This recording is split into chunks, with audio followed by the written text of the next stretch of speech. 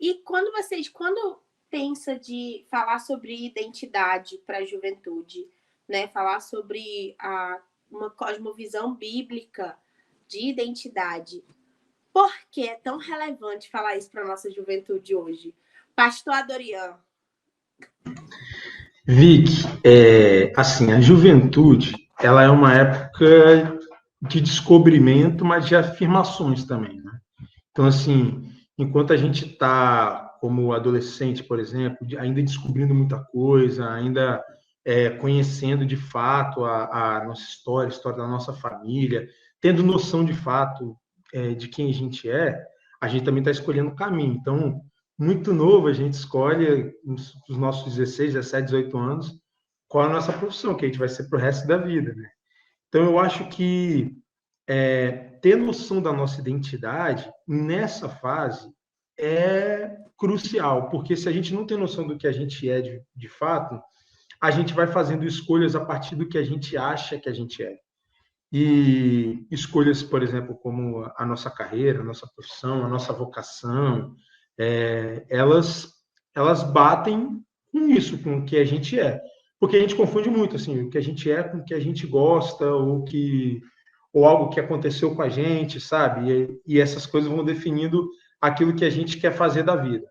Então, eu ouço muito, por exemplo, lidando com jovens, eu quero fazer tal faculdade porque eu sou bom em exatas, ou porque eu gosto de história, assim. Isso, na verdade, eu sempre falo para eles, assim, o período da faculdade é um período da sua vida, o que você vai fazer depois dela é muito maior. Então, a gente tem que ter essa percepção de quem nós somos. Para que a gente foi criado? Qual é o nosso propósito de vida? De onde surgiu isso? Se a gente não tem isso na nossa juventude, a gente vai fazer escolhas muito importantes. Elas vão ser impactadas por desejos, talvez, ou por opções, ou por muito comum, né, nessa época, por pressões sociais, por pressões culturais, e a gente vai tomando as nossas decisões importantíssimas da vida de qualquer maneira. E, na verdade, tudo que a gente faz deveria ser guiado pelo. Você usou a palavra cosmovisão, né?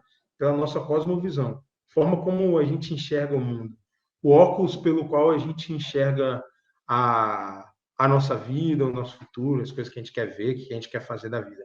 Tudo isso parte dessa cosmovisão. Se a gente não tem ela, a gente não sabe qual é a ótica que a gente olha o mundo, qual é o panorama que a gente enxerga, quem somos nós nesse mundo, a gente tende a fazer escolhas erradas. E essas escolhas podem e muito provavelmente vão impactar o resto das nossas vidas. Então, assim, eu dei o exemplo da vocação, da profissão, né? Essa época, quando a gente vai chegando na época do Enem, lá no meados de novembro, eu começo a ter muitos meninos com muitas crises, assim.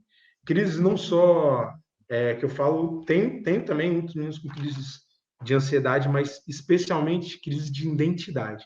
Eles não sabem o que eles querem fazer da vida, eles não sabem se aquela escolha foi certa, se é isso que Deus quer para a vida deles, ficam muito confusos e vai chegando um momento muito importante. Então, eu acho que falar disso para a juventude na verdade, ajudar eles a trilhar um caminho com menos impacto negativo possível, sabe? Agora, não é um papo só de jovem, né? É um papo de gente. Gente, que é ser humano, precisa saber o seu lugar no mundo, precisa saber a sua identidade.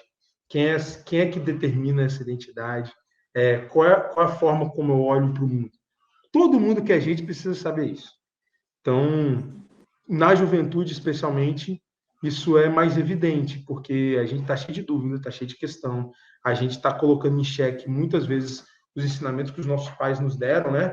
Nessa fase que a gente começa a colocar tudo à prova, e isso vai passar por essa palavrinha que você citou, né? Cosmovisão que a gente tem, a forma como a gente enxerga o mundo, e especialmente pela forma de como a gente se enxerga. Quem é a gente?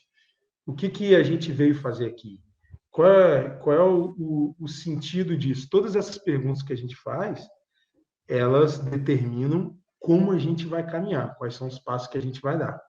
Então, eu acho que a Rebeca vai conseguir, sim, contribuir muito com a gente nisso também, porque num aspecto até da nossa mente, a gente determina como que a gente lidar com cada situação, né? A forma como a gente fala, a forma como a gente reage a algumas situações, algumas respostas que a gente dá, a forma como a gente se porta, seja, sei lá, na internet, na nossa vida, no nosso trabalho, enfim. De todas essas formas, elas passam por isso, saber quem eu sou.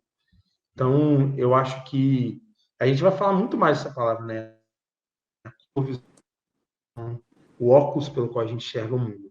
É muito especial quando a gente está na juventude, mas é um papo que a gente tem que falar todo mundo, né? Todo mundo tem que saber.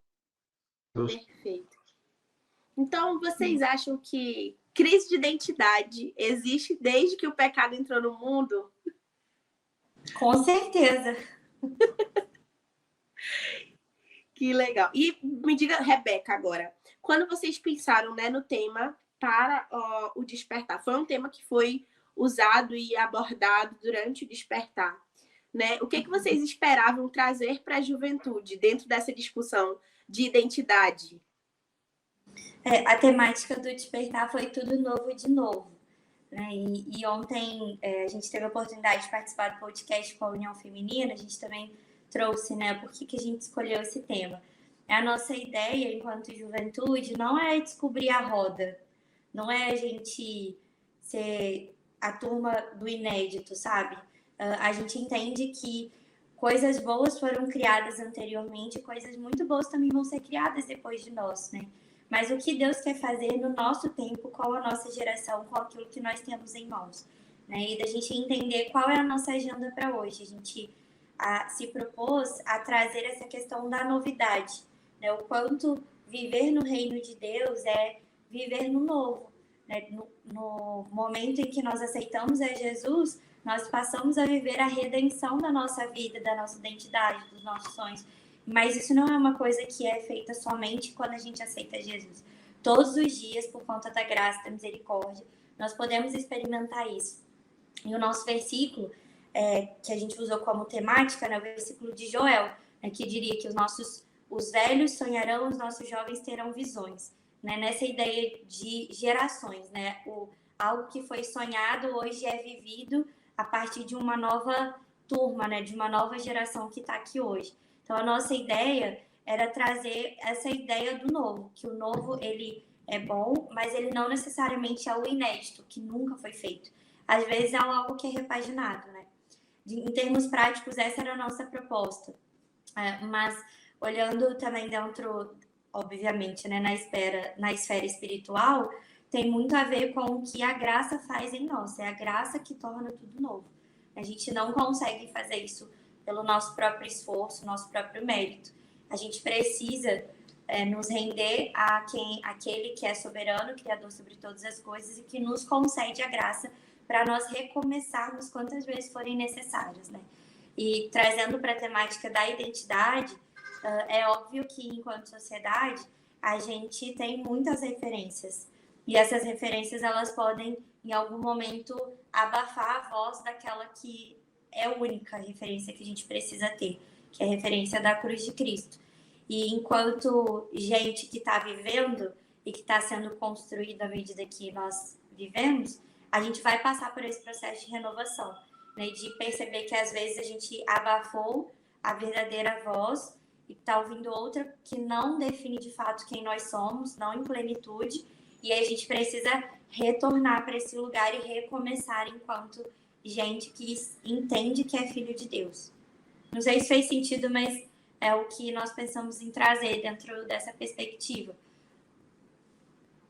Interessante. E aí, quando a gente vai falar de identidade, a gente pensa assim, bem, a Bíblia diz que eu sou pecadora, a Bíblia diz também que eu sou filha de Deus.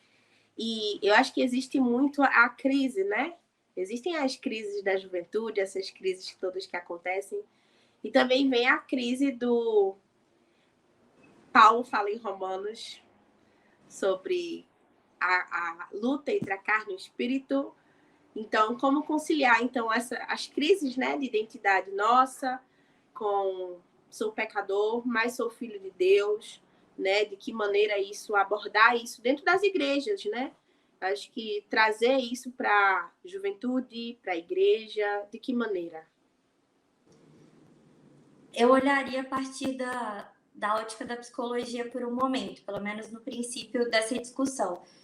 Dentro da psicologia social, a gente entende que a nossa identidade ela é construída a partir da soma de algumas coisas, do que eu penso sobre mim mesma e do que o outro pensa sobre mim. A interseção disso, com o passar do tempo, se torna aquilo que eu acredito a meu respeito, aquilo que eu expresso no meu comportamento, no meu pensamento, enfim, na minha maneira de ser como um todo. Mas essa é uma perspectiva humana da coisa. Tá faltando, e é aqui que entra o aspecto espiritual, tá faltando o aspecto normativo. Quem é essa pessoa que determina o que é o correto ou o que não é o correto? E a gente entende que é a palavra de Deus, que é a ação do Espírito Santo. Então, quando a gente junta essas três coisas, né? O que nós pensamos a nosso respeito, o que o outro pensa de mim, mas o que Deus afirma a meu respeito, essa interseção desses três aspectos, né, do relacional, do pessoal e do normativo, a gente tem a soma da nossa identidade. E pode acontecer da gente desviar o olhar do que é normativo, daquilo que é bíblico, daquilo que é o correto. E aí a gente pode dar mais poder para quem está perto de nós a nível relacional. Então, eu posso achar que o que é verdade sobre mim é o que uma revista, uma foto no Instagram, um comentário de alguém disse sobre mim. E aí eu estou dando mais poder para o aspecto pessoal, né? Perdão, aspecto relacional, da construção da minha identidade. Enquanto cristãos, o que a gente precisa nesse processo é ter muita clareza de quem Deus é e do que Ele diz a nosso respeito.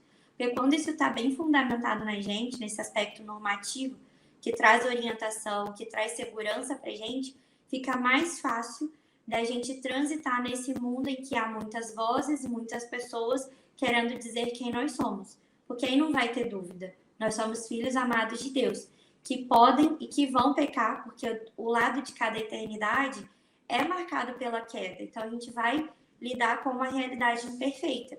Mas o que o Deus que nos criou disse sobre isso? O que nós podemos fazer enquanto filhos e filhas amadas que pecaram, se arrependeram? O que vai acontecer com a gente, sabe? Tem muito a ver com o que esse normativo representa pra gente, com o que eu entendo que Deus é e o que Ele diz sobre mim.